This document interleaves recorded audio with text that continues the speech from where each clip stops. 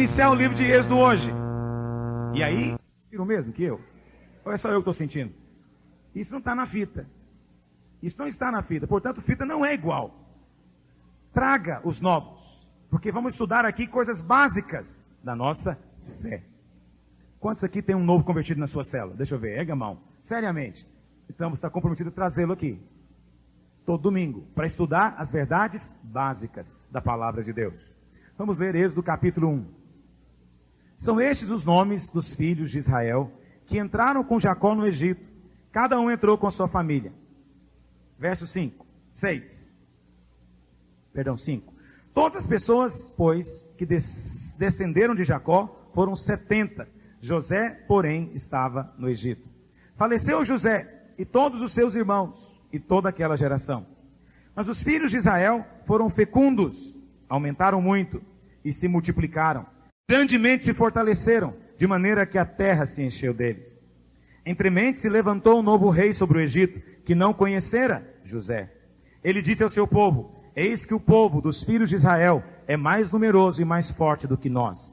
Eia, usemos de astúcia para com ele, para que não se multiplique, e seja o caso que, vindo guerra, ele se ajunte com os nossos inimigos, peleje contra nós e saia da terra. E puseram sobre eles feitores de obras, para os afligirem com suas cargas. E os israelitas edificaram a Faraó a cidade de celeiros de Pitom e Ramsés. Mas quanto mais os afligiam, tanto mais se multiplicavam e tanto mais se espalhavam, de maneira que se inquietavam por causa dos filhos de Israel. Então os egípcios, com tirania, faziam servir os filhos de Israel, e lhes fizeram amargar a vida, com dura servidão em barro e em tijolos, e com todo o trabalho no campo, com todo o serviço, em que com tirania os serviam. O rei do Egito ordenou às parteiras hebreias, das quais uma se chamava Sifrá e outra Puá, dizendo: quando servirdes de parteira às hebreias, examinai, se for filho, matai-o, mas se for filha, que viva. As parteiras, porém, temeram a Deus, e não fizeram como lhes ordenara o rei do Egito, antes deixaram viver os meninos. Então o rei do Egito chamou as parteiras e lhes disse: por que fizestes isso, e deixastes viver os meninos? Responderam as parteiras a Faraó: é que as mulheres hebreias não são como as egípcias, são vigorosas, e antes que lhes chegue a parteira, já deram à luz os seus filhos. E Deus fez bem as parteiras, e o povo aumentou e se tornou muito forte, e porque as parteiras temeram a Deus, ele lhes constituiu família. Então ordenou Faraó a todo o seu povo, dizendo: a todos os filhos que nascerem aos hebreus lançareis no Nilo, mas a todas as filhas deixareis viver. Feche seus olhos, diga: eu creio que a palavra de Deus é viva e eficaz. Diga: ela funciona, está operando na minha vida. Diga: eu declaro que o meu coração será tocado pela palavra de Deus, e eu serei transformado na sua imagem, em nome de Jesus. Irmãos, o texto que nós lemos é o primeiro capítulo do livro de Êxodo. Deixa eu dar algumas informações para os irmãos sobre Êxodo. Êxodo, historicamente, segue o livro de Gênesis. A semelhança de Gênesis, o nome Êxodo não é hebraico. No hebraico, na Bíblia hebraica, esse livro não tem esse nome. Esse nome foi dado pelos tradutores da primeira tradução da Bíblia para o grego, chamada Septuaginta.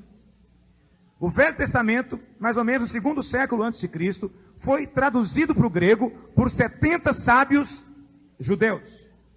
E esses 70 sábios judeus traduziram para o grego. Mas esses sábios judeus, eles não eram nascidos em Israel, eram judeus que viviam fora e já tinham alguma mentalidade de fora. E eles então resolveram mudar o nome de alguns livros, porque o costume no hebraico é que o nome do livro seja a primeira palavra do livro. Então, por exemplo, o livro de Gênesis em hebraico é Bereshit. Por quê? É a primeira palavra que está lá em Gênesis, no princípio. Princípio em hebraico é Bereshit. No livro de Êxodo, a primeira palavra são estes os nomes. É a primeira frase, né? Que no hebraico não é Êxodo, é o Ale Shemó. Você não precisa de guardar, é só curiosidade. Mas os gregos tinham outra maneira de fazer. Eles gostavam de colocar o nome baseado no tema do livro. daquilo que o livro trata. E até hoje seguimos a tradição grega. E então eles leram o livro de Gênesis e falaram, esse livro trata do princípio das coisas. Então resolveram colocar o nome de Gênesis, que significa princípio. E o livro de Êxodo conta a história da saída do povo de Israel do Egito em direção ao Sinai. E como eles perceberam que o tema básico era a saída, colocaram o nome de Êxodo, que significa saída, migração, né? Traslado, é isso que significa Êxodo. E o livro de Êxodo é um livro muito importante na Bíblia. Porque no livro de Gênesis nós temos a história de homens. Temos a história de Abel, a história de Enoque, a história de Noé, a história de Abraão, Isaac, Jacó, José. Mas no livro de Êxodo, nós não temos a história de um homem. Nós temos a história de uma nação. Portanto, o livro de Gênesis fala de princípios da vida cristã aplicados à pessoa, ao indivíduo. Mas Êxodo nos fala de princípios aplicados à igreja, ao coletivo. O individual, a experiência individual, ela é básica, é fundamental. Mas a experiência coletiva, ela é mais rica, é mais forte e gratificante. Precisamos das duas. O propósito de Deus, ao estabelecer Israel, é que Israel fosse uma nação messiânica. Até aqui, o mundo não conhecia a Deus. Deus não havia se revelado. Os únicos que conheciam a Deus eram 70 pessoas, que eram a família de Jacó. Mas Deus quer se revelar ao mundo. O propósito de Deus desde o começo foi esse, de ter na terra um povo, que fosse a sua imagem e semelhança, para exercer por ele domínio, para que possa representá-lo em autoridade, e possa reinar por ele. Sabemos que esse projeto inicial de Deus se cumpre com a igreja. Lá no princípio, Deus criou o homem com a sua imagem e semelhança. Sendo parecido com Deus, o homem agora poderia exercer domínio. E Deus disse, então sujeite, domine. Esse é o propósito de Deus. E lá em Apocalipse vemos que Jesus morreu e ressuscitou para nos constituir o quê? Reino e sacerdotes. Reis para exercer domínio. Sacerdotes porque temos a semelhança de Deus.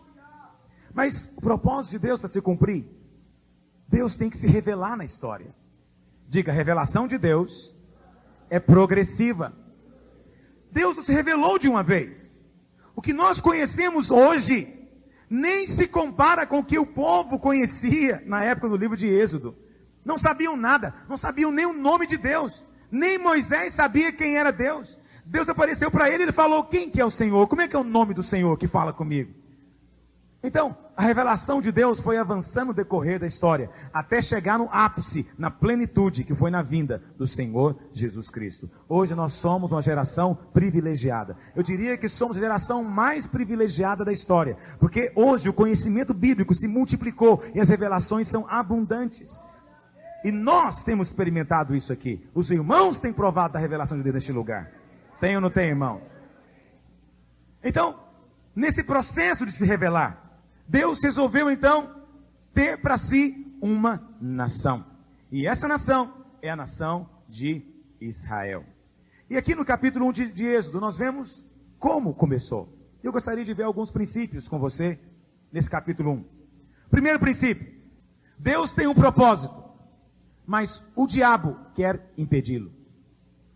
O diabo quer impedir o propósito de Deus. Por que o diabo quer impedir o propósito de Deus? Por muitos motivos. Primeiro motivo, porque lá em Gênesis capítulo 3, verso 15, está a primeira profecia da Bíblia. Abre lá a sua Bíblia. Gênesis 3,15 está a primeira profecia da Bíblia. Eu fico pensando, o diabo vinha passeando no meio do Éden. A Bíblia fala lá em Jó, que ele anda pela terra passeando e rodeando por ela. E num desses passeios, andando pela terra e rodeando por ela, a Bíblia fala que o diabo certamente viu Adão andando no meio do jardim. E quando o diabo viu Adão, eu imagino que ele estremeceu de raiva. Ele falou, mas aquele ali é Deus que está indo andando ali? Será aquele Deus, o Filho de Deus? É tão parecido com Deus? Ele é a imagem de Deus? Ele é a semelhança de Deus? Mas ele chegou mais perto. Ele viu, não é Deus. É outra criatura. É um outro ser. Mas ele é igualzinho a Deus. Aquilo encheu o diabo de ira e de ódio. Porque os irmãos costumam dizer que o primeiro pecado foi o pecado do diabo, né? Da soberba. Mas eu prefiro crer que o primeiro pecado foi o pecado da inveja. A inveja é o primeiro pecado e é o pecado básico, de onde fluem todos os outros. É da inveja que flui tudo. É da inveja que vem ira, é da inveja que vem assassínio, é da inveja que vem roubo, é da inveja que procede tudo. E Eclesiastes 4:4 diz que até as evoluções, as tecnologias, aquilo que o homem cria é em função da inveja. A Bíblia fala que a inveja surgiu no coração do diabo. Um dia ele olhou para Deus e falou: eu queria ser como Deus. Eu queria subir acima das mais altas nuvens e ser semelhante ao Altíssimo. Por que ele quis isso? Inveja. Inveja. Agora, o diabo conseguiu ser semelhante ao Altíssimo, meus irmãos? Qual foi a consequência disso? A Bíblia fala que Deus o julgou e o lançou na terra, como disciplina, como punição, como juízo. Mas um belo dia, aquilo que o diabo sonhou e quis e invejou em Deus, ele encontrou alguém que tinha, ele encontrou o homem. Ele falou: eu quis tanto ser semelhante ao Altíssimo, mas olha um aqui que é semelhante ao Altíssimo. O que você acha que o diabo sentiu nessa hora? O que o invejoso faz nessa hora? Dá vontade de matar. Eu quis a minha vida inteira e agora ele tem. Eu lutei, eu quis, eu invejei, eu transpirei e ele tem de graça, não tem que fazer nada. Então, o diabo atacou o homem por inveja, porque invejou o homem. Mas em Gênesis 3,15, Deus fala para o diabo: olha, você quis destruir o homem, mas eu amei esse homem, e eu vou redimir esse homem. E você entrou, ou injetou a sua semente pecaminosa através da mulher. Mas esta mulher, ela vai dar à luz uma semente, um homem. E este homem vai esmagar a sua cabeça. Você ferirá o calcanhar dele por 3 dias, mas ao final, ele vai esmagar a sua cabeça. A serpente ouviu isso. A serpente sabia que agora a mulher iria gerar um filho. E é por isso que o diabo odeia a mulher particularmente. Sabia disso? As mulheres sofrem muito mais do que os homens. Esse é um fato. Ou os irmãos não percebem isso? Eu tenho acompanhado pela revista Veja a guerra do Afeganistão, eu nem sei que nome que eu dou para essa guerra, a guerra contra o terrorismo. E tem um articulista da revista Veja, toda semana ele escreve um artigo, e é interessante, várias semanas consecutivas ele estava tentando entender por que os terroristas odeiam tanto o Ocidente. E ele descobriu o único motivo: são as mulheres. A única coisa que realmente distingue o Oriente do Ocidente são as mulheres. Porque lá, a mulher tem que andar coberta, como é que chama aquilo? Xandor? Alguma coisa parecida com isso. As mulheres se cobrem da cabeça aos pés. Mas quando o muçulmano olha para uma mulher do nosso país, ele pensa que é prostituta. Ele diz que são imorais, imundas. Assim como você está, vestida como você está, para nós é normal, para eles é uma imundície enorme. Então as mulheres lá são oprimidas. Oprimidas. A mulher tem menos valor do que um cavalo na Arábia Saudita. No Afeganistão, a mulher não estuda, não dirige a palavra para um outro homem, só conversa com o seu marido, não tem direito a nada, nem a tratamento hospitalar tinha até algum tempo atrás. O diabo particularmente odeia a mulher. Por quê? Deixa eu dizer algo para você. Deus tem um propósito a cumprir através de mulheres. E pode ter certeza, quando as mulheres são fortes, a nação é forte. Quando as mulheres se levantam, a nação é forte. Mas quando as mulheres resolvem ter uma postura tola, insensata e destruir as suas casas, a nação perece. Pode observar, em todas as épocas que as nações floresceram, é porque as mulheres formaram os homens. São as mulheres que formam os homens. Os grandes líderes foram forjados por suas mães, mulheres. As mulheres forjaram. E o que o diabo procura fazer hoje? Procura colocar a mulher masculinizada. O diabo não quer que a mulher seja mulher, quer que a mulher vire homem. Esse é um fato. Mas o fato é que isso é do Éden. Satanás olhou para a mulher e falou: é ela então que vai gerar. Ele não imaginou que iria demorar talvez 4.000 anos. E a Bíblia fala então que Eva teve um filho, Caim. Satanás olhou e falou: não pode ser esse é minha cara. Esse é parecido comigo. Mas nasceu um depois, Abel. Ele falou: epa, esse sujeito é justo. Esse pode ser o sujeito que vai tentar pegar na minha cabeça. O que ele fez? providenciou que Caim matasse Abel? Por que você acha que Caim matou Abel? Porque por detrás tem um plano maligno para impedir que Jesus viesse. Depois você vê o dilúvio.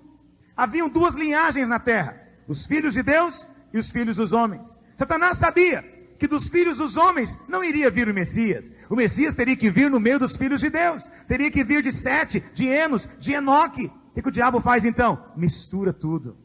Vamos misturar isso aqui para tentar acabar. Porque ele sabia que misturando iria trair juízo de Deus. Ele ia dizer: pronto, venci. Não tem como Deus trazer esse Messias. E quase o diabo conseguiu, mas sobrou Noé. A história bíblica é muito emocionante, irmãos. Sempre por um triz. E a Bíblia fala então que Deus escolheu Abraão. Mas o diabo veio e fez o que com Sara? Tornou ela estéril.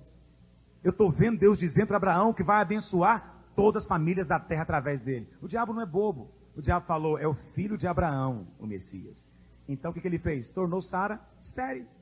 Não vai ter filho. Mas só que o diabo não pode conter o poder de Deus. Se Deus diz que fará, Deus fará. E assim aconteceu com Rebeca, também era estéril. Aconteceu com Raquel, também era estéril. Por que você acha que essas mulheres de Deus todas eram estéreis? É a guerra, meu querido. É a guerra. O diabo sabia que viria dali. Depois acontece o quê? O diabo sabe que vai vir através de Abraão, Isaque e Jacó. Essa é a raiz. A Bíblia fala então que veio fome e a família de Jacó desceu para o Egito, eram 70. E ali esses 70 multiplicaram e cresceram, até que levantou um faraó. E esse faraó pensou: é tempo de destruir esse povo, antes que esse povo traga o Messias. Porque Israel é a nação messiânica. E é por isso que faraó se levanta para destruir. Esse mesmo princípio se aplica. E aconteceu até a vida de Jesus. Lá no livro de Esther você vai encontrar a história também do diabo tentando destruir a nação de Israel. Olha, por diversas vezes a nação de Israel foi alvo de destruição, mas nunca conseguiram destruir essa nação. É uma nação pequena, até desprezível do ponto de vista econômico e político, mas sempre tentaram destruir.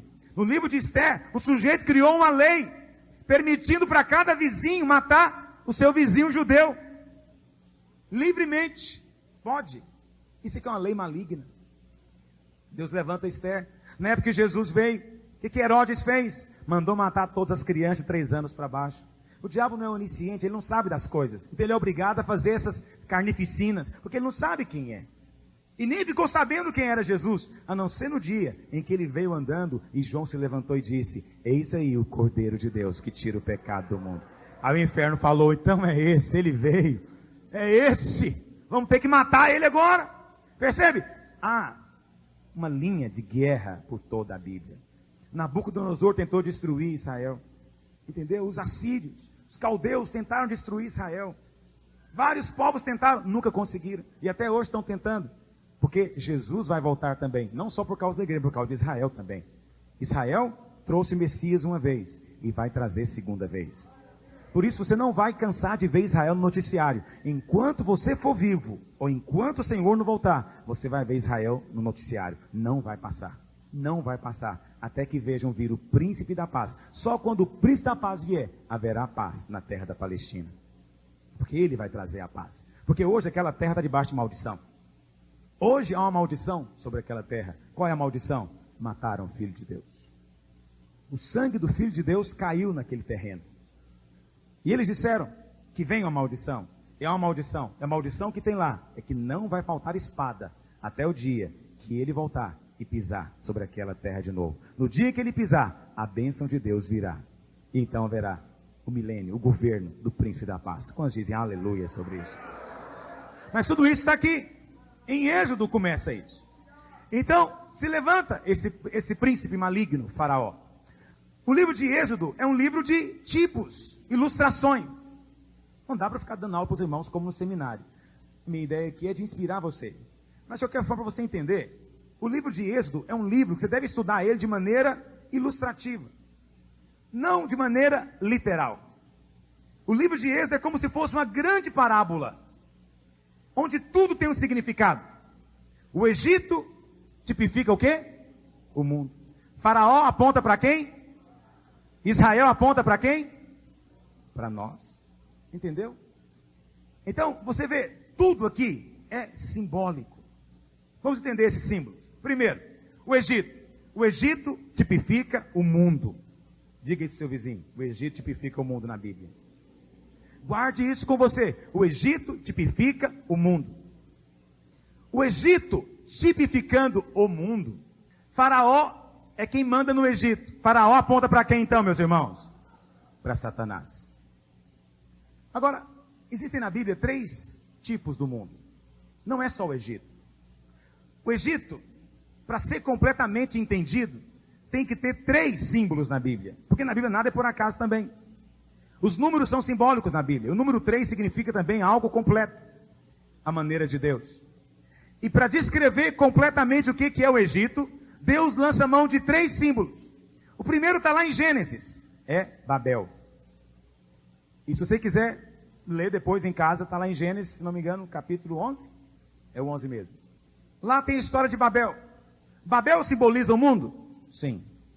Babel simboliza o mundo no sentido da sua rebelião contra Deus. A Bíblia fala que Babel foi edificada por um sujeito chamado Nimrod. Nimrod era aquele que pelejou contra Deus. A Bíblia fala que ele era poderoso caçador, que lançava suas flechas contra Deus. E ele construiu essa torre. E essa torre era um meio de se invocar espíritos. Era para isso que ela existia. E Babel é o começo do reino de Satanás. E esse reino de Satanás percorre toda a Bíblia. Até que lá em Apocalipse, Babel se transforma na grande Babilônia. Apocalipse capítulo 17 e 18. Você lê em casa depois. A grande Babilônia começa lá em Gênesis, com Babel. É um tipo do mundo. Lá em Apocalipse não fala do grande Egito, mas fala da grande Babilônia. Porque Babel simboliza o mundo. Em que sentido, meus irmãos? Idolatria, rebelião contra Deus. Diga, Babilônia simboliza o mundo no sentido de rebeldia e idolatria. Isso é Babel. O segundo símbolo do mundo na Bíblia é Sodoma. Sodoma também simboliza o mundo, que foi destruído por Deus. Mas o que havia lá em Sodoma? Era idolatria, meus irmãos? O que havia em Sodoma? Pecado. Pecado, prostituição, sensualidade. Não é verdade? O prazer físico envolvido. Daí veio a palavra sodomia, sodomita, que significa sexo anal, sexo feito de maneira contrária à de Deus, com o intuito de ter um prazer extraordinário sensual.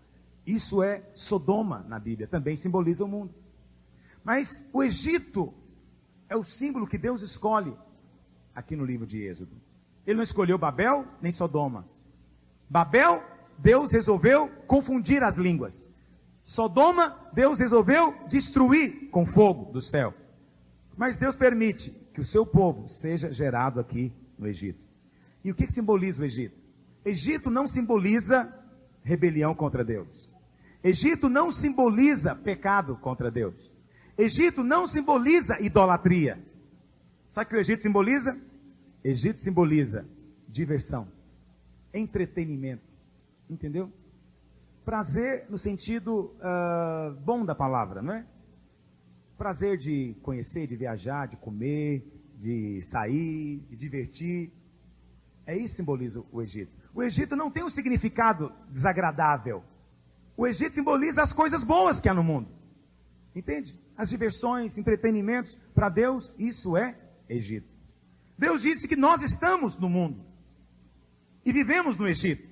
Mas nós não pertencemos a ele. Amém, meus irmãos? Pastor, como é que esses 3 conceitos se misturam na palavra de Deus? Vou explicar para você. Todos nós experimentamos a escravidão de Faraó. Diga, Faraó simboliza o diabo. Vamos ler só um versículo. Abre lá em João, capítulo 12, verso 31. João 12, 31.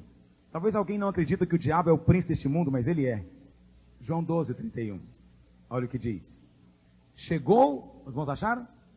João 12, 31. Chegou o momento de ser julgado este mundo. E agora o seu... Qual palavra na sua Bíblia? Agora o seu príncipe será expulso. Satanás é chamado de príncipe deste mundo. A Bíblia fala que este mundo jaz no maligno. Lá em Efésios 2:2, não precisa de abrir, eu vou ler para você, diz assim: nos quais andastes outrora, segundo o curso deste mundo, segundo o príncipe da potestade do ar, do espírito que agora atua nos filhos da desobediência. Esse espírito maligno, Lúcifer, é chamado de príncipe da potestade do ar, ou príncipe deste mundo. É isso que é Faraó. E a Bíblia fala então que Faraó manda no Egito. E como é que ele tenta escravizar as pessoas? Deixa eu explicar para você. Você vai perceber que Egito, Sodoma e Babel, os três são um só, em princípio. Lembra disso? Babel nos fala de rebelião, idolatria. Sodoma nos fala de pecado, sensualidade. E o Egito nos fala de diversão, lazer. Como é que o diabo faz? Tudo começa com necessidades. O diabo leva você a ter necessidade de segurança e sobrevivência. Todo mundo tem necessidade de segurança e sobrevivência. E em função dessa necessidade, você trabalha. Aí você vai trabalhar. E você trabalha e trabalha. E olha, meus queridos, muitas vezes o trabalho torna-se uma escravidão na sua vida. E a sua preocupação é o tempo todo: segurança, sobrevivência. Eu tenho que comer, eu tenho que vestir, eu tenho que ir no médico, eu tenho que pagar aluguel. E segurança, eu preciso de morar num lugar mais seguro, eu preciso fazer um muro maior, eu preciso ter segurança contra o futuro, segurança contra isso, contra aquilo outro. O diabo usa para prender você é necessidade de segurança, necessidade de sobrevivência. Mas uma vez que você consegue ganhar o suficiente para ter segurança e sobrevivência, o que o diabo fala para você agora? Ele fala assim: você então precisa de diversão. Você tem que divertir. Você tem que sair, você tem que ir em bons restaurantes, você tem que conhecer parques de diversão, você tem que ir ao cinema, você tem que ver filmes, você tem que ouvir música, você tem que ir aos shows. Veja, quem está no primeiro estágio está preocupado só com segurança, sobrevivência. Mas se o diabo dá um pouquinho mais, ele também cobra, e você vira escravo do outro lado. Diversão, diversão, diversão. E já observaram como essas coisas são desculpa não vir à igreja para não estar com Deus? Não, pastor, não posso liderar a célula, eu tenho que trabalhar. Eu tenho que pensar na minha sobrevivência e na minha segurança. Mas aí você pega e já não está nesse nível mais. Como muitos irmãos aqui não estão nesse nível mais. Aí você pega e eu falo assim: irmão, você tem que liderar uma célula. Eu falo: pastor, não tenho tempo. Eu tenho que estar com os meus filhos, eu tenho que ir ao clube. Tinha um irmão na nossa igreja que ele era sócio do Jockey ou do Jaó, não sei, um clube desses mais caros de Goiânia.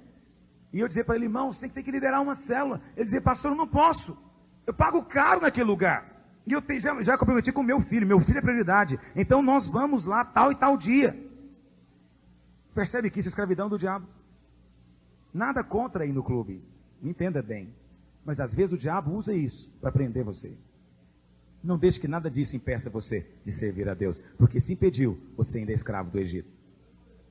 Mas tá bom, pastor, como é que o mundo funciona? Você tenta divertir, você diverte, chega num ponto que não tem mais nada para você fazer. Filme ficou sem graça, parque de diversão ficou sem graça, shopping é um tédio, não tem mais nada. Aí você cai em Sodoma, você começa a procurar um prazer maior.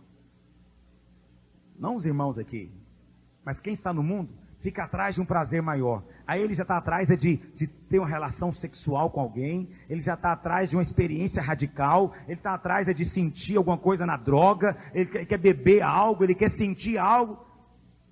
Só que isso também não satisfaz ele. Aí ele vai para onde? Babel. Ele começa a procurar alguma experiência mística. Ele começa a perceber que ele tem que provar, que tem que existir algo. Aí ele vai atrás dos cristais, das pedras, dos búzios. Ele vai atrás de rituais de budismo, rituais disso, daquilo outro. Porque ele tem que sentir alguma coisa. Você consegue ver aqui os 3 símbolos do mundo? O Egito é necessidade de segurança, sobrevivência. Mas depois também tem diversão e lazer lá. Mas quando isso já não consegue suprir a pessoa lá fora, aí vem Sodoma. A pessoa começa a procurar outra coisa. E pode observar isso. Eu já aconselhei tanta gente aqui. Eu me lembro de um irmão, eu dizia para ele: você não pode ganhar dinheiro. Para você é um perigo ter dinheiro. Porque você tem que ficar no primeiro nível. Enquanto ele estava na sobrevivência, ganhando para viver, ele estava firme na igreja, que ele vinha orar, fazia campanha. Mas na hora que ele ganhava um pouquinho a mais e começava a ter lazer, logo o lazer ficava sem graça e ele caía na gandaia com mulher. E ele vinha, chorava. Por quê? Porque o mundo é assim, um abismo chama outro abismo. Um abismo chama outro abismo. Essa é a história de quem está lá fora. Todo mundo que está lá fora é escravizado pelo diabo. Todo mundo que está lá fora vive debaixo dessa opressão maligna.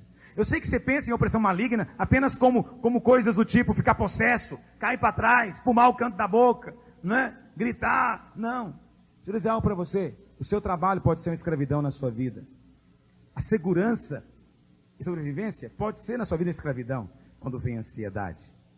Entende? Agora deixa eu dizer algo para você. Sabe quem é que vence o mundo? Primeiro, é aquele que descansa em Deus. O Senhor é o meu pastor. Não me faltará segurança. Não me faltará provisão. Jeová Jireh cuida de mim. Não, eu trabalho, mas quem cuida de mim é Deus. Mas e lazer, você não tem? Não, eu tenho. Eu viajo, até tiro férias. Deixa eu dizer algo para você. Meu maior lazer é ser tocado por Deus, sentir a sua graça, a sua glória. Aí você fala, mas não tem nada mais profundo do que isso? Ah, tem. Quando você mergulha na intimidade com o poderoso, sabe, não tem nada que se compara. Vou dizer algo para você, meu querido. Você vence o mundo provando de Deus. A melhor maneira de você vencer o mundo é comendo uma coisa melhor. Não adianta ficar proibindo.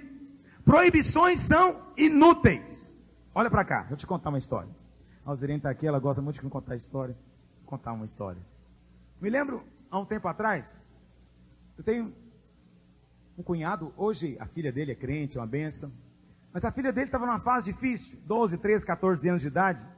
E ela queria muito ir num baile. Um baile desses mundanos aí, nem sei que tipo de baile que era. E acontece o quê? O pai era durão.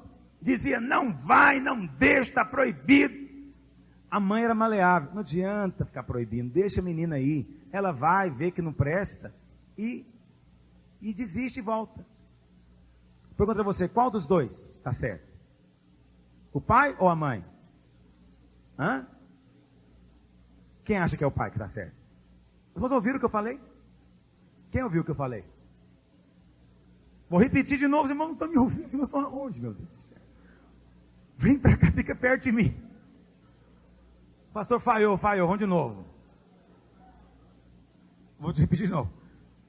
Meu cunhado tinha uma garota de 14 anos. Ela queria muito ir numa festa.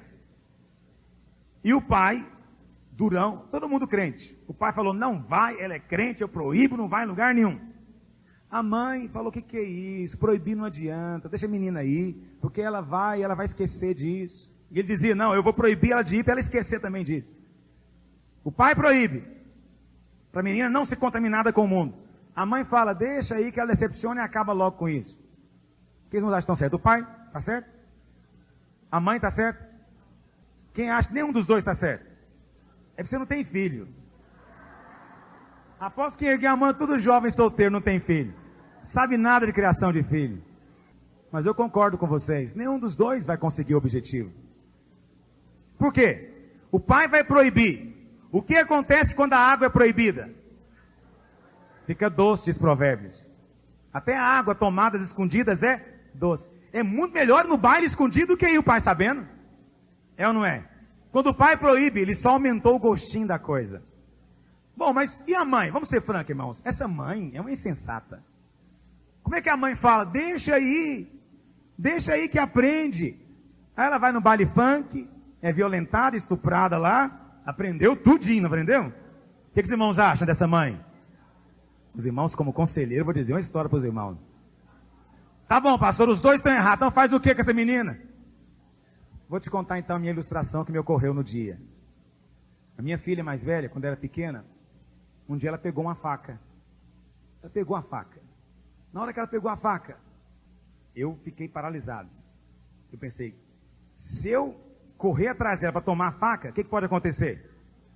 Ela corre, cai no chão e...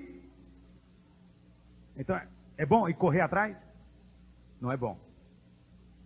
Eu poderia falar assim, não, deixa ela brincar com a faca, que aí ela enjoa. O que os irmãos acham?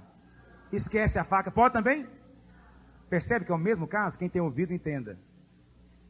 Qual que é a única maneira de tomar a faca dessa criança? Dar uma coisa melhor para ela. É o único jeito. Sabe o que eu fiz? Olhei ao meu redor. Procurei, meu Deus, o que é melhor do que uma faca? O que é melhor do que uma faca? Urgente. Achei um chocolate, falei, minha filha, você quer o chocolate? Quero. Então joga essa faca fora. Jogou na hora. Sabe por quê? O chocolate é muito melhor do que a faca. Qual que é a única maneira de você vencer o mundo? Provando de algo mais gostoso do que o mundo. Qual que é a única maneira do seu filho e sua filha não ir para o mundo? É você dar para ele algo mais gostoso do que está lá fora. Adianta proibir o seu filho de ir? Ele vai escondido.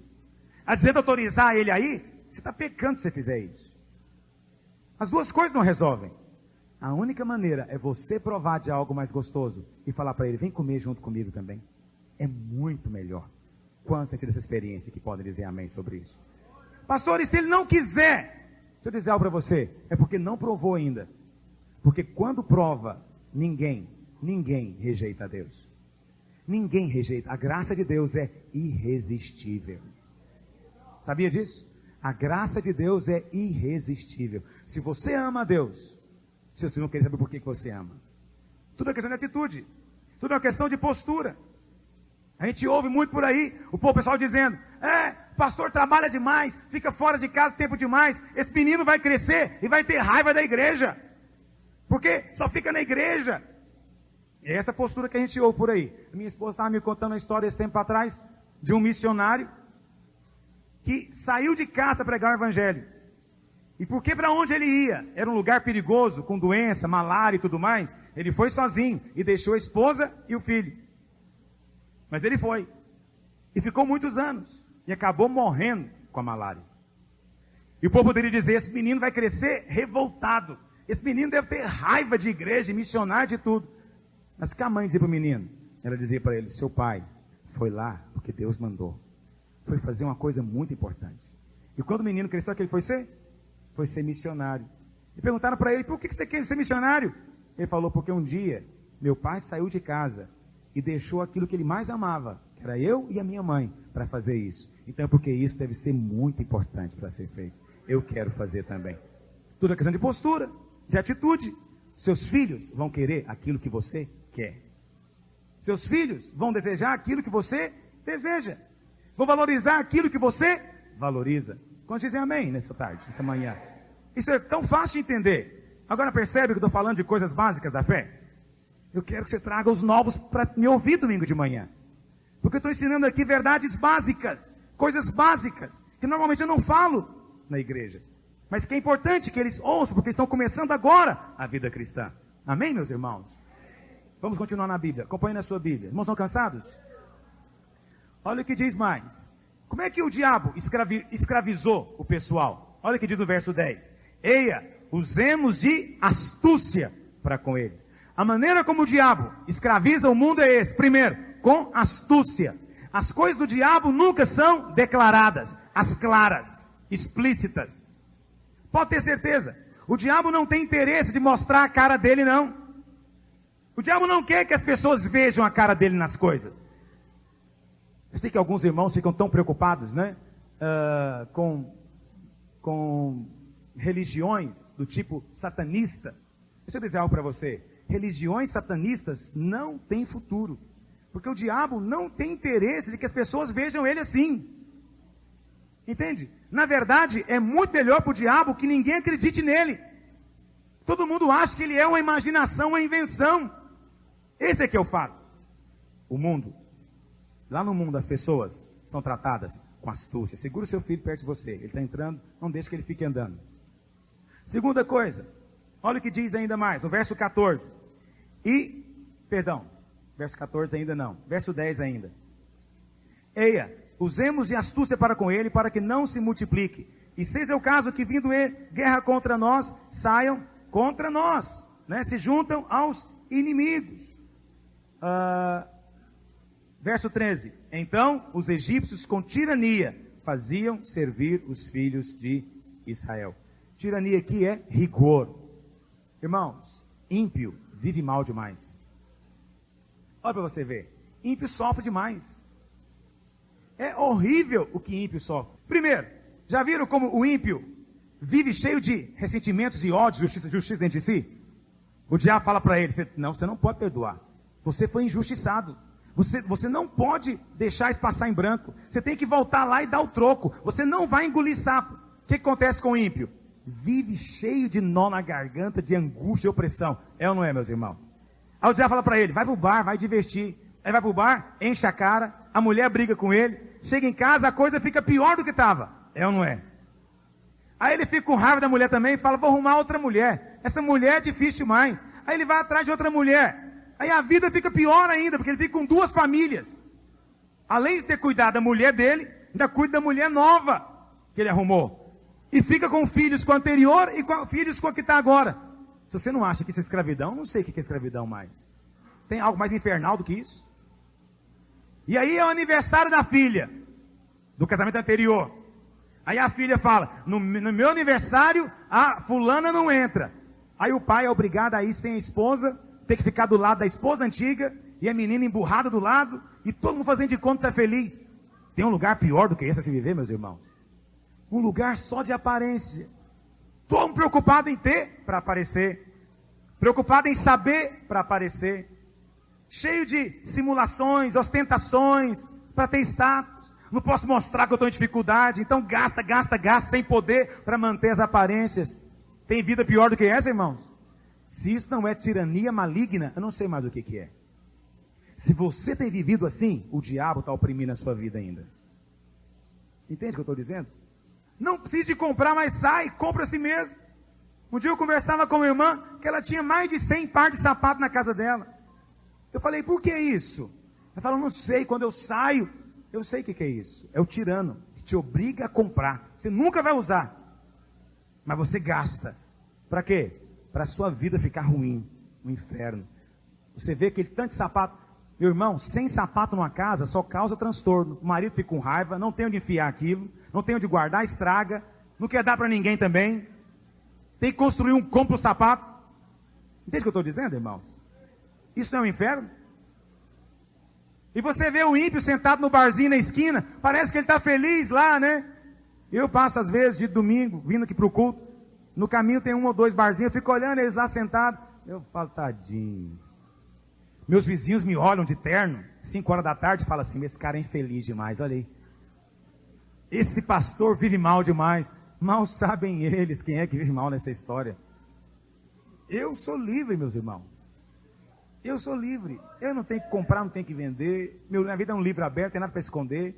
Eu deito à noite, durmo tranquilo, não preciso usar remédio. Entende? Eu não preciso procurar uma satisfação maior. Acho a minha esposa maravilhosa. Sinto o maior orgulho de andar do lado dela. Sou feliz. Não tenho que sentar no barzinho para tomar cerveja. Mas se eu quiser também eu posso sentar lá, mas não tomo cerveja. Entendeu o que eu estou dizendo? Eu sou livre. Agora eles não são. Eu posso estar aqui diante de Deus e posso ir em qualquer lugar. Agora eles só podem ir em qualquer lugar. Não podem estar diante de Deus. Quantos entendem o que eu estou dizendo? Se você não acha que isso é escravidão, eu estou contando para você. É escravidão. Terceira coisa, verso 14. E lhes fizeram amargar a vida. É isso que o diabo quer fazer com as pessoas lá fora. Tudo vive amargurado. Amargurado porque o governo não presta. Amargurado porque não dão o que eles querem. Amargurado porque o pai e a mãe não deixou herança nenhuma para eles. Amargurado porque ninguém gosta deles. Amargurado porque não ganha o tanto que devia ganhar. Amargurado porque esse país é do terceiro mundo. Aí ele pega e muda para os Estados Unidos, chega lá, fica amargurado porque não é o país dele. Aí vai para a Inglaterra, fica amargurado lá porque faz frio demais. É amargurado. Entende? Tudo, o tempo todo, uma insatisfação crônica. É o diabo, é o faraó, oprimindo no Egito. Deixa eu dizer algo para você. Nós fomos transportados do império das trevas.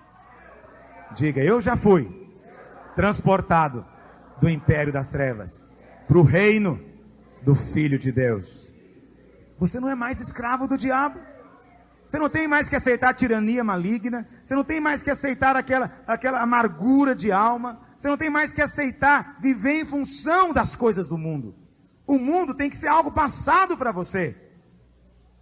Vamos lá encerrar? Ler 2 versículos na Bíblia. Vamos ler primeiro lá em 1 João. Abre lá. 1 João, capítulo 2. 1 João, capítulo 2, verso 15. Irmãos, já acharam? Vamos ler? Vamos ficar de pé. Vamos participar da ceia do Senhor com essa compreensão hoje. Vamos lá, 1 João, capítulo 2, verso 15. Vamos ler juntos? Eu quero que todos leiam. Vê se do seu lado tem alguém sem Bíblia. Convide-o para ler com você. Acharam? Vamos ler juntos? Não ameis o mundo, nem as coisas que há no mundo. Se alguém amar o mundo, o amor do Pai não está nele. Porque tudo que há no mundo, a concupiscência da carne, a concupiscência dos olhos e a soberba da vida, não procede do Pai, mas procede do mundo. Ora, o mundo passa, bem como a sua concupiscência. Aquele, porém, que faz a vontade de Deus, permanece eternamente. Tudo que há no mundo. O que há no mundo, meus irmãos? 3 coisas. Abre lá em Tiago. Tiago 4, verso 4. Tem 3 coisas no mundo. O que tem lá? Concupiscência e desejo. Tá bom? Tem o desejo da carne, o desejo dos olhos e a soberba da vida. O diabo escraviza as pessoas com essas 3 coisas. Olha para cá um instante. O diabo escraviza as pessoas com essas 3 coisas. Primeiro, com o desejo da carne. As pessoas no mundo não conseguem dizer não para o pecado. Elas são impelidas ao pecado. Elas não conseguem dizer não quando vem um desejo de pecar, porque são escravas. O diabo as escraviza. Mas você não é escravo mais do diabo, de Faraó, lá no Egito. Você pode dizer não para o desejo da carne. Quantos podem dizer não? Propaganda no mundo. Propaganda é para despertar nos seus olhos desejo. Criar necessidades que não existem. Entendeu o que eu estou dizendo? Você não tem que tomar Coca-Cola, tem. Mas quando seus olhos batem em cima, aquela imagem, aquela aguinha gelada caindo do lado. Eu falei de uma coisa simples. Mas quantos são escravizados por isso? Ah, pastor, não consigo ir no shopping, ver a vitrine e não comprar nada. Não consegue porque é escravo de Faraó. Não consigo, pastor. Não consigo ver uma joia e não comprar. Do diabo isso. Não consigo ficar sem doce, sem refrigerante. Do diabo isso. Nós somos livres em nome de Jesus. Eu posso ficar sem qualquer coisa que eu queira. Eu pertenço somente a Deus. Eu não pertenço às coisas pertencem a mim. Eu não sirvo ao mundo. O mundo é que me serve naquilo que eu quero. Amém, meus irmãos? E por fim tem a soberba da vida. O que é soberba da vida? Eterna preocupação com a opinião dos outros. Fulano, você tem que fazer logo o mestrado, porque o vizinho já fez. Você comprou esse carro 1000. Olha, o seu vizinho comprou uma Ferrari. Soberba da vida. É assim que o diabo escraviza você. Te leva a uma eterna competição. Sempre está ruim onde você está. Olha para cá. Já observou como a grama do vizinho sempre está mais verde do que a sua? Isso é do diabo. Já observou como a casa do vizinho é melhor do que a sua? A mulher do vizinho parece ser mais prendada do que a sua. O emprego do vizinho é melhor do que o seu. Tudo do vizinho parece melhor do que o seu. Mas é mentira do diabo. Ele quer escravizar você com a soberba da vida. É mentira. As minhas filhas às vezes ficam olhando na televisão, Sandy Júnior, não sei mais quem, artistas, né, da idade dela, e elas falam, puxa, mas eles devem ser tão felizes, não é? Podem comprar tudo o que querem. E eu sempre digo para elas, não, minha filha, felicidade não é você poder comprar tudo que você quer. Felicidade, na verdade, é você poder querer. Poder ter desejo dentro de você e ter um Deus que supre. Não é querer tudo. Nem é querer tudo. Sabe, irmãos, não deixe que o mundo escravize você. Prosperidade não tem nada a ver com o Egito, viu, irmãos? O Egito era o país mais rico do mundo naquela época. O povo de Israel era apenas taxado como escravo. Não olhe a aparência das coisas. Eu sempre falo isso aqui, vou repetir para você. Prosperidade não é ter o melhor colchão, é ter sono para dormir. Prosperidade não é poder viajar para qualquer lugar do planeta. Prosperidade é ter uma família para você viajar junto com ele. Ter companhia, não viver sozinho. Prosperidade não é poder comer a melhor comida do mundo, mas é ter fome, apetite, sentir gosto na boca. Isso sim é prosperidade. Isso sim é liberdade diante de Deus.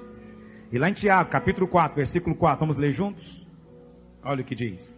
Não tenha pressa de ir embora, por favor. Estamos diante de Deus. Você não tem pressa diante da televisão, você não tem pressa diante do cinema. Não tenha pressa com o Senhor. Vamos fazer a ceia do Senhor com calma. Tiago 4,4, olha o que diz. Vamos ler juntos?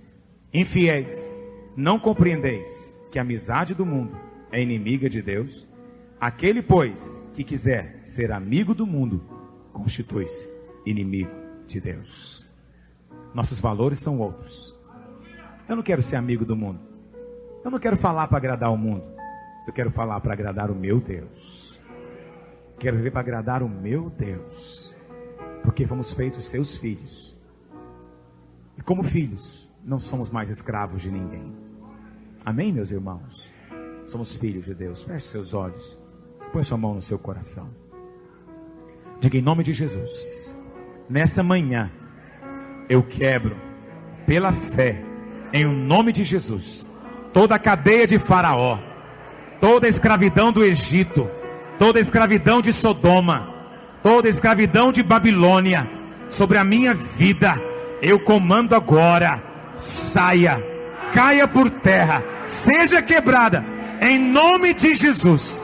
Diga, eu declaro que eu sou livre, pela verdade de Deus, que me liberta. Diga, eu fui transportado do império das trevas, para o reino do Filho, do amor de Deus. Diga, e hoje, nele, eu desfruto da sua glória, da sua vida, da sua bênção, da sua prosperidade, da sua abundância. E o diabo não tem poder sobre a minha vida, em nome de Jesus. Aleluia. Passe a mão no nome do seu irmão, ore por ele por um instante.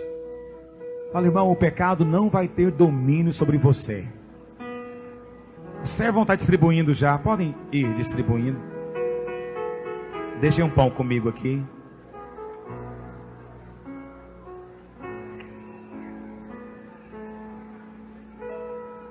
Ore com seu olho aberto. E pegue o cálice quando passar por você. Vamos cantar um cântico.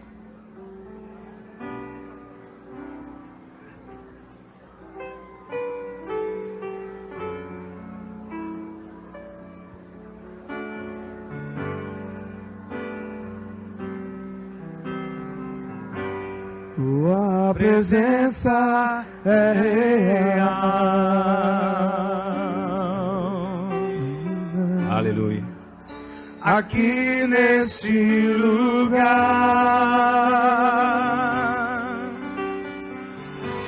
tua presença é real.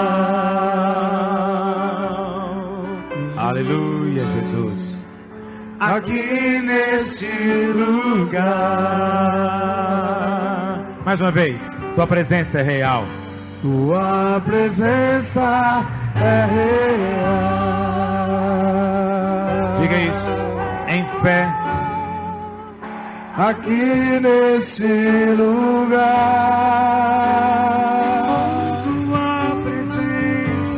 tua presença é real. Oh, aleluia. Aqui neste lugar.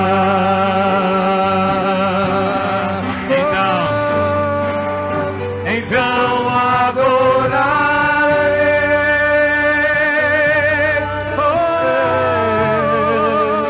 Então eu louvarei,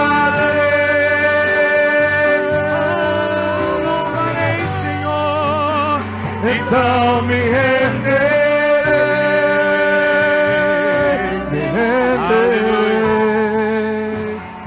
totalmente a ti.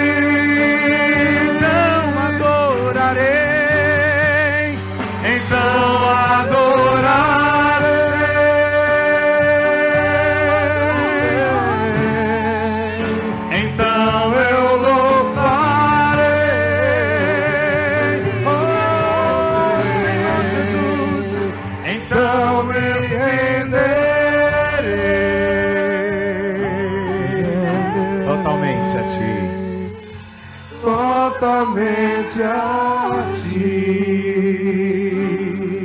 Mais uma vez. Tua presença é real. Vamos tomar a ceia nessa manhã, meus irmãos, como um ato de liberdade, de que toda a escravidão de Faraó, escravidão do Egito foi quebrada. Que a presença de Deus, a unção de Deus quebra isso na sua vida. Aleluia. Aqui neste lugar, então adorarei. então adorarei, Senhor, então eu louvarei, Oh Jesus, então me renderei totalmente a Ti. Diga isso pro Senhor. totalmente a Ti. Então adorarei, então adorarei, Aleluia. então eu louvarei, Aleluia. então me renderei, Oh, doce Espírito Santo. totalmente a Ti. Aleluia. Todos receberam? Alguém que não recebeu? Pão ou cálice? Todos receberam. Pega o seu cálice, feche seus olhos e ergue ele para cima. Diga: nesta manhã, ao erguer o meu cálice, eu estou declarando que eu estou em aliança com meu Deus. Diga: é a nova aliança, firmada no sangue de Jesus. Diga: eterna e definida. Diga: eu tenho tudo de Deus, porque Deus tem tudo de mim. Diga: meu era o pecado. Diga: meu era o pecado, mas dele era a justiça. Diga: ele tomou o meu pecado e me deu a sua justiça. Diga: minha era a morte, dele era a vida, mas ele tomou a minha morte e me deu a sua vida. Diga: minha era a pobreza e dele era a riqueza.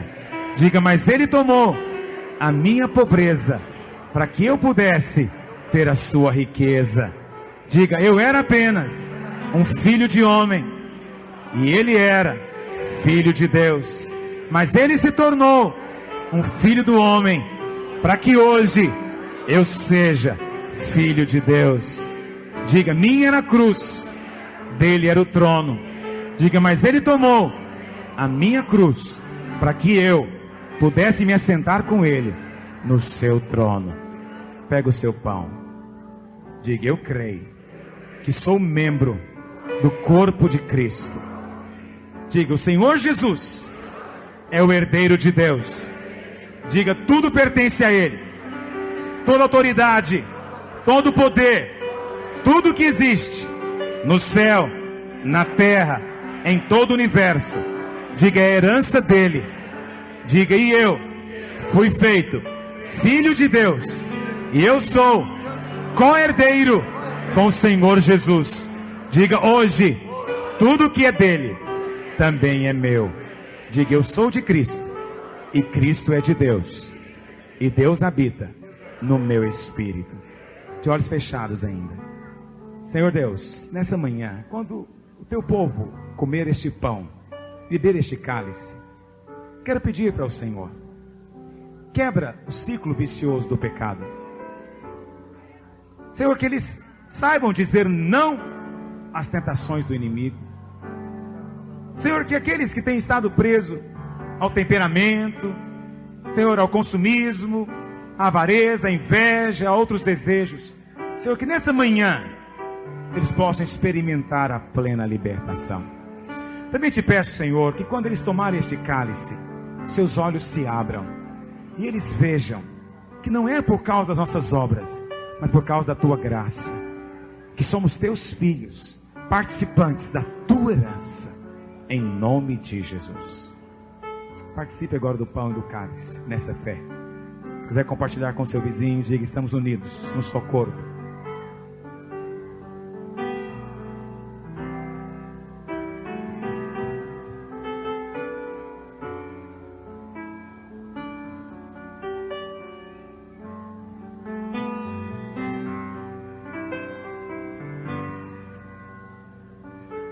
Tua presença é real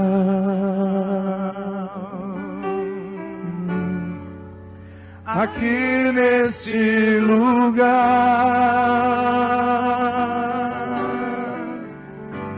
Tua presença é real Aqui neste lugar. aqui neste lugar. Então adorarei. Então adorarei.